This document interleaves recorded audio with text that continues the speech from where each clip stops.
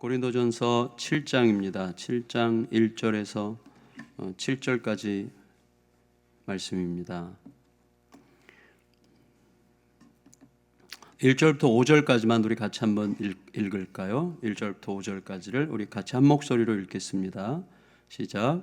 너희가 쓴 문제에 대하여 말하면 남자가 여자를 가까이 아니함이 좋으나 음행을 피하기 위하여 남자마다 자기 아내를 두고 여자마다 자기 남편을 두라.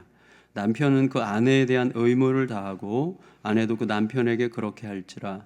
아내는 자기 몸을 주장하지 못하고 오직 그 남편이 하며 남편도 그와 같이 자기 몸을 주장하지 못하고 오직 그 아내가 하나니 서로 분방하지 말라. 다만 기도할 틈을 얻기 위하여 하부 이상 얼마 동안은 하되 다시 합하라. 이는 너희가 절제 못함으로 말미암아 사탄이 너희를 시험하지 못하게 하려 함이라. 1절에 너희가 쓴 문제에 대하여 말하면 이렇게 시작하죠. 그러니까 고린도 교회 성도들이 바울에게 편지를 썼죠. 바울에게 편지를 써서 몇 가지 신앙적 질문들을 한 거죠. 너희가 쓴 문제에 대하여 내가 대답한다는 거죠. 그래서 바울에게 질문지를 보냈어요. 이런 것들은 어떻게 해야 됩니까? 이렇게 물었는데 그 중에 핵심적인 주제 중에 하나가 아마도 음행에 관한 문제였던 것 같습니다. 그래서 바울이 답변하는 것에 비추어서 고린도 교회 성도들이 어떤 질문을 했을까를 아마 추적해 보면 아마도 결혼을 해야 되냐 말아야 되냐 이런 상황에서 혼자 사는 문제, 또 남녀 간의 성적 문제, 이런 질문이 상당히 중요한 주제였던 것 같습니다. 바울은 이미 5장, 6장에 계속 이어서 음행에 관련된 문제들을 굉장히 포괄적으로 다루고 있었죠. 그래서 이게 음행에 관한 문제가 교회 공동체 안에서 어떤 영적 기류를 형성할 수 있는지를 심각하게 생각했어요. 그리고 그것이 법정 소송 문제랑 어떻게 연관되어 있는지 이런 것들을 언급했습니다. 그리고 이에 대해서 신학적으로 굉장히 본질적인 측면에서 답하려고 했어요. 그러니까 어제 본문 같은 경우 특히 이제 우리 육체가 주님의 소유라고 하는 사실, 또 우리 육체가 성령이 거하시는 성전이라고 하는 사실, 하나님을 위한 거룩한 통로라고 하는 사실, 이런 매우 본질적인 사실이 우리 육체와 관련된 질문들이 올 때에 우리가 그 질문들에 대해서 어떻게 답하며 살 건가, 바로 이러한 본질적인 측면이 대답하도록 살라는 거예요. 그러니까 내 육체가 주님의 소유라고 하는 사실로부터, 그러니까 사실은 우리가 느끼잖아요. 내 육체의 필요, 육체의 욕망을 느끼는데 사실은 육체의 욕망을 충족시키기 위해서 존재하는 면도 있지만 그 이전에 내 육체가 주님의 소유라고 하는 성령의 전이라고 하는 이 본질적인 사실에서부터 내 육체와 관련된 모든 질문에 대하여 대답하는 방식으로 살라고 이제 이야기하는 것이죠.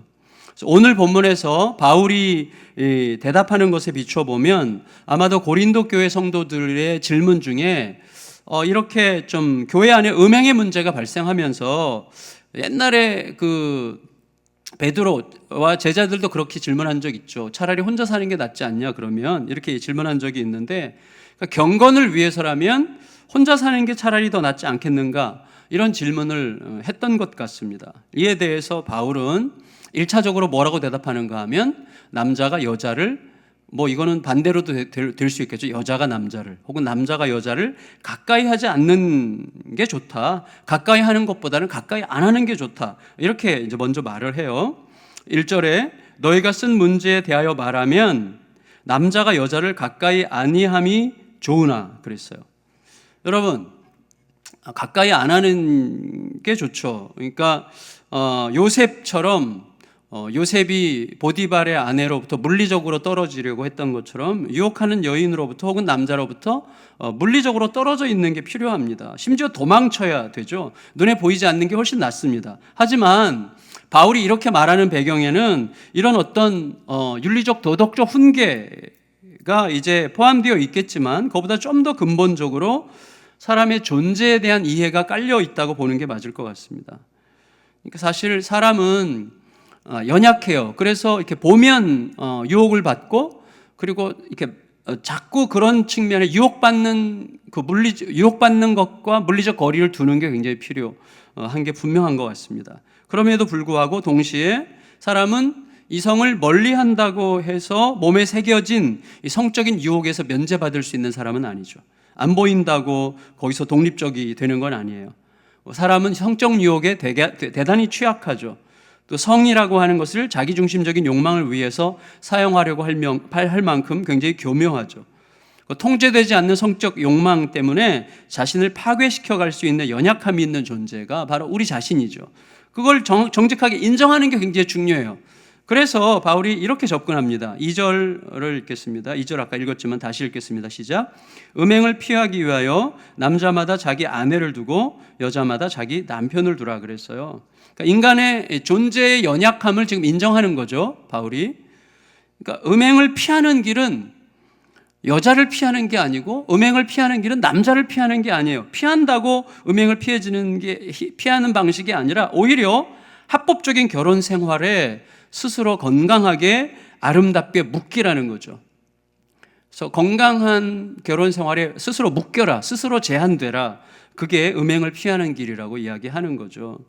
여러분, 남자와 여자가 연합해서 하나가 되는 것은 신학적으로 굉장히 중요한 주제인데, 이게 신학적으로 중요한 주제가 되는 이유는 뭐죠? 그게 하나님께서 사람을 지으신 존재의 이유이기 때문에, 존재 본질이기 때문이죠. 그러니까 사람은 처음부터 남녀가 연합함으로 더 온전한 존재가 되어가는 공동체적 존재죠. 그러니까 남녀가 끌리는 건 너무나 당연해요. 하나님이 그렇게 만드셨어요. 근데 모든 관계에는 긴장이 있잖아요. 예를 들어서 하나님과 친밀해야죠. 근데 하나님과 친밀하면 우리가 어떻게 되죠? 오바하죠. 네, 오바해요. 그래서 건방져져요. 그러니까 친밀한데 오바하지 않는 이런 거죠. 그러니까 남녀가 끌리는데 선을 넘지 않는 이런 긴장이 항상 있는 거죠. 그래서 신앙생활에서 하나님과 우리와의 관계에서 제일 중요한 게 긴장이죠. 부부간에도 아주 친밀하면 막대하죠. 친밀하면 존경해야 되는 거죠. 그러니까 이 긴장이 항상 있는 거죠, 우리 안에. 그러니까 우리는 그런 연약한 존재들이기 때문에 항상 하나님과의 관계 속에서 이 긴장을 잃지 않도록, 건강한 긴장을 잃지 않도록 굉장히 주의해야 되는 것이죠. 하나님께서 특별히 혼자 살 수 있는 힘을 주셔서 혼자서도 덜 외롭고 덜 슬프고 덜 불안할 수 있는 사람이 있는 것 같아요. 하나님이 주신 사명 때문에 이성에 대한 관심이 그다지 강렬하지 않은 그런 사람이 있는 것 같아요. 근데 그런 사람이 아니라면 사람은 자신의 존재 본질을 인정하고 남녀 간 합법적으로 건강한 연합을 이루는 게 필요하다는 거죠. 그렇게 함으로써 이 성적으로 오히려 내가 선을 넘는 불필요한 무질서와 혼란함에 빠지지 않게 된다고 이야기하는 것입니다. 그래서 이 진정한 연합의 본질에 대해서 사실은 제가 얼마 전에 우리 손아람 전사님이 소개해줘서 책을 한 권 읽고 싶은 제목이어서 이제 구해서 읽었어요. 이번 주간에 이제 그거를 찬찬히 읽었는데 그냥 금방 읽을 수 있는 책인데 아주 의미가 있어요. 숨결이 바람될 때라는 책이에요. 그러니까 아주 젊은 의사인데 이 친구가 원래는 이분이 그 아주 영문학자, 아주 저명한 영문학자가 될 만한 사람이고 영문학을 석사까지 아주 명문대학교에서 마치고 그리고 나서 사람의 죽음의 문제에 관심이 많아요. 죽음과 생명의 경계선에 관심이 많은 사람이어서 나중에 이제 과학에 대해서 공부하고 그래서 의사가 되기로 결정하고 신경외과 의사가 되는 수련을 이제 공부를 마치고 레지던트 과정 7년을 거의 다 마쳐가고 6년째 됐을 때 이제 암에 걸렸어요. 그러니까 자기가 평생 환자들이 죽어가는 그 죽음에 맞서서 저항하던 의사가 이제 죽음에 삼켜지게 된 상황 속에서 죽어가는 상황에서 죽음을 인정하면서도 죽음에 저항하는 모든 의미를 삼키려고 하는 죽음에 저항하면서 그러나 죽음을 순수히 받아들이는 그 경계선, 그 긴장 속에서 이제 글을 담담하게 정말 아주 아름답게 써내려간 책인데 제가 최근에 모르겠어요. 제 마음이 좀 약해져서 그런지 많이 울었어요. 그 책을 보면서 눈물이 그렇게 나더라고요. 특별히 그 마지막 뒤에 그 아내가 이 남편이 죽거나 36살에 죽었는데 재작년에 죽었더라고요. 그러니까 참 정말 탁월한 의사 겸 작가가 될 수 있는 자질이 충분한 사람이에요. 정말 아까운 사람인데 36살 젊은 나이에 죽고 남편이 죽고 난 다음에 아내가 이제 후기를 에필로그를 썼어요. 근데 그 내용이 그렇게 가슴 저미게 슬프더라고요. 근데 그 번역자가 뒤에 이런 얘기를 썼어요. 죽음이 없는 생존이란 없다는 이야기를 썼어요. 누군가의 말을 인용했는데 제가 그게 굉장히 의미 있게 와닿았어요. 죽음 없는 생존이 있는가? 그러니까 생존이라는 건 생명인데 생명은 죽음을 바탕으로 일어나는 건데 사실 이건 물리적 이야기가 아니죠. 생물학적 이야기가 아니라 실제 우리의 삶에서 부부간에 진정한 생명이 이루어지려면 그 부부간의 진정한 생명의 연합의 바탕에 예수 그리스도의 죽음이 있어야 돼요. 예수 그리스도의 죽음에게 끝없이 물어야 되죠. 그리고 예수 그리스도의 죽음이 오늘 나의 죽음이 될 때 부부간의 연합은 진짜 연합이 되어가기 시작하는 것이죠. 그래서 죽음을 통한 생명이죠. 죽음을 통한 생존이라는 게 부부간에 우리의 모든 관계 속에 이렇게 있는 거죠. 죽음이 전제되지 않는 연합, 죽음이 전제되지 않는 생명이란 있을 수 없는 거죠. 그런 의미에서 바울은 사실 우리 이 부부간의 관계를 결국은 바울이 어디로 끌고 가고 싶어 하겠어요? 그리스도와 교회의 연합으로 끌고 가고 싶어 해요. 사실은 바울은 그 사상이 분명히 있었죠. 이제 어쨌거나 2절 말씀은 바울이 이제는 좀 우리의 연약함을 인정하면서 좀 소극적으로 이야기하는 거죠. 일단 왜? 우리 연약함 때문이죠. 2절 아까 우리가 읽었지만 음행을 피하기 위해서 결혼해라고 얘기하는 거예요. 우리가 그런 연약한 존재이기 때문이죠. 그러니까 그렇지만 바울이 단지 결혼이라고 하는 이 거룩한 주제를 음행에서 벗어나기 위한 수단쯤으로 생각한다고 우리가 생각하면 안 되죠. 에베소서에서 바울은 부부간의 관계를 교회와 그리스도의 관계로 이렇게 그리스도와의 신비한 연합으로 설명하고 있지 않습니까?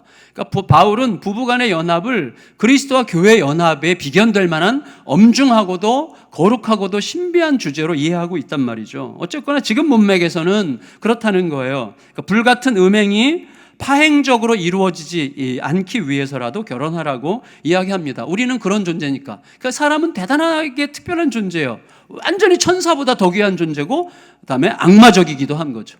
그렇죠. 사람이라는 거 너무나 희한한 거예요. 그래서 굉장히 누추해지고 굉장히 천박해지고 굉장히 유치해지고 굉장히 아무것도 아닌 쓰레기 같은 존재가 될 수도 있지만 어마어마하게 거룩하고 숭고한 천사 같은 존재가 될 수도 있는 거죠. 이것이 다 있어요. 그러니까 이 긴장 속에서 우리가 늘 그리스도의 죽음 앞에 서지 않으면 하나님의 그 아름다우심 안에 머물기가 쉽지 않은 것이죠. 어쨌거나 이 문맥에서는 우리가 이 불같은 음행에서 파괴되지 않기를 바라는 거죠. 사실은 결혼한다고 다 지키는 건 아니잖아요.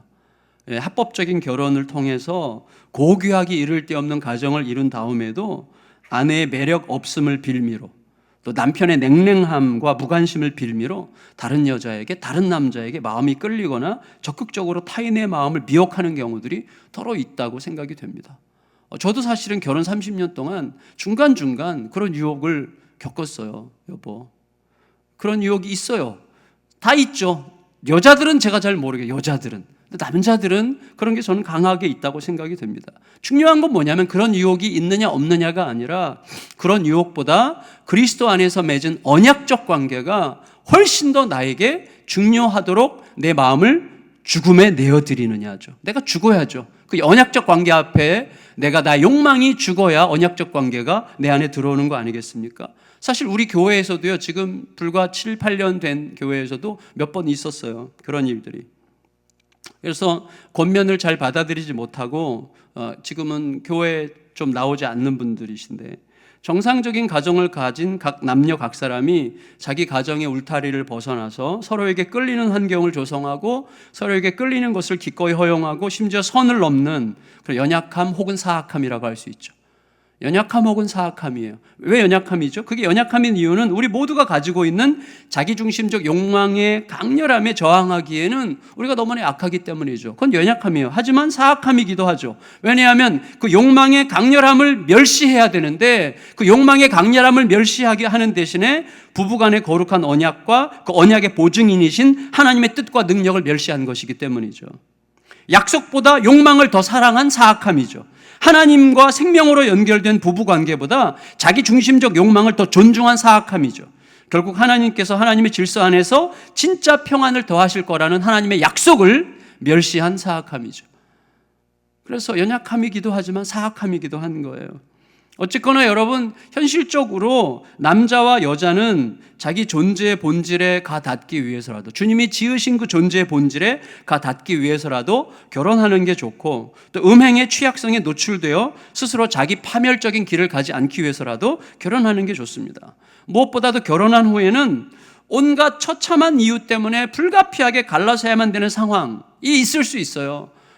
정말 어떤 경우는 얘기를 들어보면 진짜 헤어지라고 막 말하고 싶은, 막 여기까지 헤어져야 돼요. 헤어져야, 이런 케이스를 헤어져야 돼. 이런 말을 막 하고 싶은 마음이 여기까지 올라오는데 차마 목사로서 헤어지라고 말하기는 좀 뭐하고, 그래서 이렇게 하고 있게 되는 그런 경우들도 있는데, 그런 상황에 대해서는 함부로 말할 수 없지만, 그렇지 않다면 언약적 관계에 스스로 신실하게 묶이는 것이 절대적으로 중요하죠.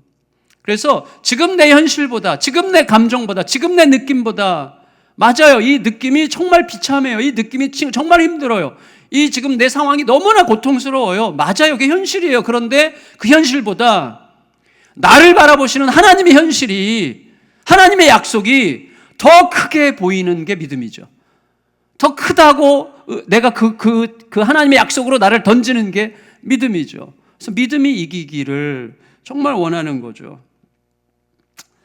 그렇다면 여러분, 결혼한 후에, 자, 결혼한 남녀들도 경계선을 넘어서 이제 다른 남자 여자들에게 눈길을 주거나 이렇게 참 유혹을 받거나 이런 일들이 종종 있는데, 그렇다면 결혼한 후에 남편과 아내는 자기 자신에 대해서, 또 서로의 육체에 대해서 어떤 인식을 가지고 있어야 되겠는가? 바울의 대원칙은 이거예요. 3절 4절 다시 읽겠습니다. 시작.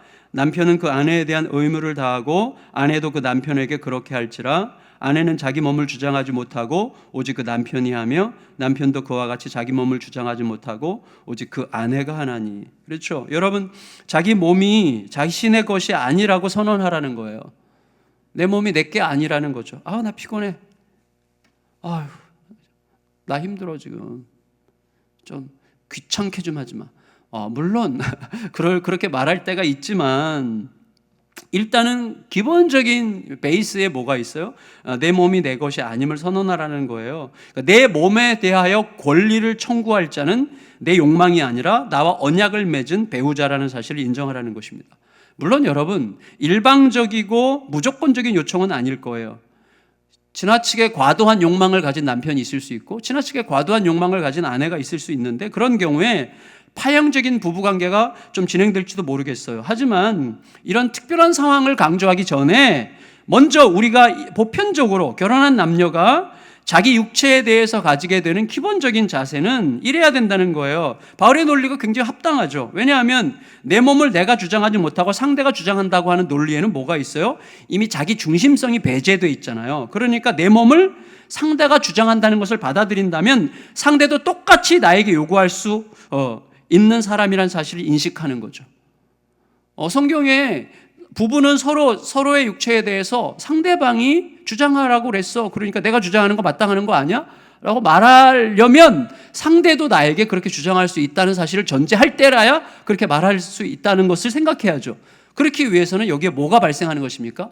지극한 존경심이, 서로에 대한 지극한 존경심과 배려가 여기 있어야 되는 것이죠. 그래서 자기 필요보다 상대의 필요를 더 먼저 생각함으로 궁극적으로 서로가 서로를 극도로 배려하는 측면에서 진실로 연합하게 되는 신비롭게 아름다운 연합체가 이제 부부죠. 따라서 남편이 요구할 경우에 여자가 매몰차게 거절한다든지, 짐승, 그런다든지, 이런 건 조금 치명적일 수도 있죠. 또 남편이 아내에게 묻지도 않고 일방적으로 밀어붙이는 것도 심각한 오류라고 할 수가 있겠어요. 서로에게 매우 정중해야 되고, 서로를 존중함으로 서로가 서로를 원하거나 서로가 서로를 깊이 배려하는 방식이어야 된다고 바울이 얘기해요. 네, 이런 맥락에서 부부간에 분방하지 말라, 이렇게 이야기하는 거죠. 5절 읽겠습니다. 5절 시작. 서로 분방하지 말라. 다만 기도할 틈을 얻기 위하여 합의상 얼마 동안은 하되 다시 합하라. 이는 너희가 절제 못함으로 말미암아 사탄이 너희를 시험하지 못하게 하려 함이라. 어떤 사람들은 바울의 이런 구절을 빌미로 바울은 결혼했던 게 분명하다, 이렇게 주장하는 학자들도 있는데 우리가 어떻게 알겠어요? 우리는 대체로 바울이 결혼하지 않은 사람이라고 이제 알아오고 있잖아요. 사실 그리고 모든 것을 경험하고서야 말한다면 우리가 말할 게 뭐가 있겠어요? 예, 경험하지 못했다고 해서 말할 수 없는 건 아니잖아요. 바울은 지금 성령의 감동으로 또 말하고 있는 거잖아요. 그런 의미에서 물론 뒤에서 바울이 굉장히 조심스럽게 내가 이 말을 하면 허락이요 명령은 아니라 이렇게 조심스럽게 말하고 있긴 하지만 그래도 바울은 지금 감동을 따라서 이야기하고 있는 것이죠. 여러분 어쨌거나 지금 바울이 말하고자 하는 건 부부가 아주 특별한 경건 생활 등을 위해서가 아니라면 분방하지 않는 게 좋다는 거죠. 그러니까 방 하나짜리에 사는 게 이제 제일 좋은 거죠. 어떻게 보면. 근데 분방이 고착화되면 이거는 이제 예를 들어서 연세가 높아진다든지 부부간에 좀 더 이렇게 건강상의 문제가 있다든지 그런 경우에는 당연히 마땅히 그렇게 할 수도 있겠지만 지금 어떤 상황인지 우리가 알잖아요. 지금 이 배경이. 근데 그런 배경에서 보면 분방이 고착화되면 앞에서는 점잖아도 뒤에서는 욕망을 이기지 못하는 파행적 행동들이 반드시 고개를 들기 마련이에요. 그러니까 매우 특수한 경우를 상상하지 마세요. 매우 특수한 경우는 있을 수도 있다고 생각이 돼요. 50년 동안 분방했는데 아무런 느낌도 없었다. 상관이 없을 거예요. 그러나 보통 남자라면, 제가 남자로서 보통 남자라면 아닌 것 같아요. 그래서 저는 가능한 한 아내랑 어디를 같이 가려고 지금 늘 같이 가자고 얘기를 하는데, 물론 이제 나이가 들면서 아내는 이제 혼자 있고 싶어하고 저는 같이 있고 싶어하는 이런 아주 불행한 현실이 진행되고 있지만, 그러나 중요한 건 뭐냐면 혼자 있으면 아무래도 위험한 거예요. 위험해요. 여러분, 하나님께서 홀로 있을 수 있는 은사를 주신 사람이 아니라면 대개 남자들은 혼자 오래 떨어져 있으면 반드시 다른 생각을 하게 마련이거든요. 이게 정말 강합니다. 굉장히 강하죠. 남자는 육체적으로 훨씬 더 욕망적이고 이기적이고 충동적인 것 같아요. 그러니까 제가 여자가 아니기 때문에 여자 말은 제가 못하겠는데 하여튼 그런 것 같아요. 따라서 부부간의 성적 생활에 관해서도 서로를 존중하는 대화를 통해서 서로 충분히 합의하고 마음을 솔직히 내어놓고 서로가 서로에게 맞추려고 하는 이 십자가 정신을 살아내는 게 굉장히 중요한 것이죠. 사실 아까 이 찬양 너무 좋은 것 같아요. 이 시선이죠. 그러니까 주님께서 내게 어떻게 행하셨는지를 묻는 게 우리의 모든 삶에 깔려 있어야 되거든요. 부부관계도 똑같은 거죠. 주님께서 나에게 어떻게 하셨는지가 내가 아내에게 혹은 남편에게 대하는 나의 자세, 나의 마음, 나의 눈빛, 나의 말투, 이 모든 것을 하나님이 나를 어떻게 대하셨는가가 지배하도록 그렇게 살아가는 게 굉장히 중요하죠. 말씀을 정리할게요. 여러분, 고린도 교회는 바울과 아주 특별한 관계 속에 있잖아요. 근데 교회가 그리스도의 신부라는 대전제하에서 이렇게 말을 한다면 고린도 교회 같은 경우 보면 신부가 신랑이 여럿이 됐어요. 그러니까 예수 그리스도 파가 있고 바울 파가 있고 게바 파가 있고 아볼로 파가 있고 파당이 많이 나뉘어졌어요. 그리고 자기들의 은사를 자랑하고 자기들의 지식을 자랑하고 굉장히 카리스마틱한 자기들이 어떤 영적 황홀경에 빠지는 것을 너무 사랑하고 그러면서 예수 그리스도의 신부로서의 정결을 잃어버릴 수 있는 굉장히 위태위태한 상황 속에 고린도 교회가 있었단 말이죠. 그러니까 신부가 신랑 대신에 자기가 받은 은사와 재능을 더 사랑하는 이상한 혼란에 빠진 거죠. 그러니까 어떻게 보면 자기 카타르시스에 빠져가지고 자신이 예수 그리스도의 신부됨을 잊어버리기 시작하는 어떤 위험성 속에 있었던 교회가 고린도 교회죠. 이런 맥락에서 다뤄지는 부부 문제인 거예요. 그러니까 교회 안에서 부부의 신실함의 문제는 그리스도에 대한 교회의 정절에 가장 가까이 닿아 있는 주제죠. 남녀 관계는 각 사람의 개별적 상황도 중요합니다. 부부간의 소원한 관계, 현실적 외로움, 과도한 이성적인 욕망, 자신의 개인적인 선호도, 이런 것들의 부부관계가 좌우되기도 하지만 무엇보다도 그 모든 것을 넘어서는 언약적 신실함, 그리스도와 그의 교회에 그리스도가 생명을 걸고 그의 목숨값으로 맺어진 그리스도와 나 사이의 언약적 관계가, 자신의 목숨을 내어주는 그 사랑이 우리의 모든 부부관계를 지배해야 된다고 이야기하는 것입니다. 그것이 내가 예수로 인해 영원한 생명을 얻은 자로서 마땅한 삶일 뿐만 아니라 그것으로 인해서 이거죠. 내 개별적 상황을 쫓은 결과는 잠깐의 만족인 것 같아요. 잠깐의 만족. 근데 잠깐의 만족 끝에 긴 저주의 늪에 빠지는 경우가 많아요. 많은 가정들이. 그렇지만 이 내 잠깐의 만족을 꿀꺽 삼키고 아니야. 하나님의 언약적 신실함으로 들어가면 영원한 생명의 빛의 풍성함을 누릴 수가 있게 되겠죠. 그리고 하나님께서 약속하신 말씀대로 살아가는 것이 장기적으로 궁극적으로 얼마나 우리들을 더 부유하게 하는지를 우리가 알게 될 것입니다. 저는 진짜 경험하게 되는 것 같아요. 뭐 제 아내는 더 많이 경험하게 되겠죠. 그 부부 간의 관계 속에서 제일 중요한 게 뭐냐면 죽음이라는 것을 느끼는 것 같아요. 내가 죽을 때 어떻게 살아나는지를. 그래서 아까 그게 참 의미 있는 말인 것 같아요. 죽음이 없는 생존이란 없다는 게 참 의미 있다는 생각이 듭니다. 그래서 우리 모두가 부부간에 뿐만 아니라 우리 성도들 간에 서로 관계를 맺어갈 때 가장 중요한 건 뭐냐면 나의 죽음이죠.